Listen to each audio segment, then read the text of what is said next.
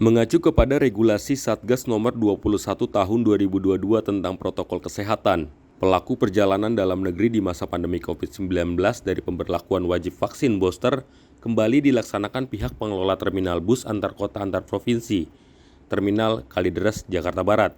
Pemberlakuan kembali regulasi tersebut menyusul semakin tingginya angka penyebaran COVID-19 di tanah air, di mana sebelumnya angka penyebaran COVID-19 sempat melandai, hingga pemerintah mengambil langkah strategis sebagai upaya pencegahan. Sementara untuk persyaratan prokes di Terminal Kalideres, bagi para penumpang yang akan berpergian ke luar kota menggunakan armada bus diantaranya adalah wajib vaksin booster melalui scan barcode aplikasi Peduli Lindungi. Bagi para penumpang yang belum mendapatkan vaksin booster diwajibkan harus menyertakan tes antigen yang berlaku 1 kali 24 jam bagi mereka yang baru mendapatkan vaksin dosis kedua. Sementara bagi mereka yang belum pernah divaksin, diwajibkan menyertakan hasil tes PCR serta surat keterangan dari dokter rumah sakit pemerintah yang menerangkan bahwa mereka yang bersangkutan memiliki komorbid hingga belum bisa mendapatkan vaksin. Dalam hal ini, para penumpang pun mengeluhkan pemberlakuan kebijakan tersebut. Baik, jadi sesuai dengan surat edaran Satgas COVID-19 nomor 21 tahun 2022, itu sebagai pengganti dari surat edaran Satgas COVID-19 nomor 18 tahun 2022, maka Terminal Kalideres memberlakukan persyaratan booster ya, atau dosis ketiga untuk para penumpang yang akan melakukan perjalanan antar kota antar provinsi di Terminal Bus Kalideres. Yang mana di situ dinyatakan bahwa apabila yang baru dosis 1, maka harus menyiapkan surat keterangan PCR yang berlaku 3 kali 24 jam ditambah dengan mengikuti aturan protokol kesehatan. Kemudian apabila baru dosis 2, dia wajib menyiapkan surat PCR dan antigen.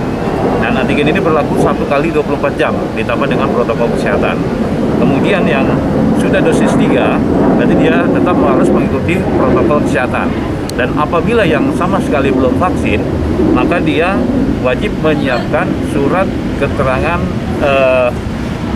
PCR dan juga menyiapkan surat keterangan sakit dari dokter rumah sakit pemerintah, yang mana itu istilahnya komorbid ya, yang tidak bisa divaksin karena suatu penyakit, maka harus mendapatkan surat keterangan itu. Begitu.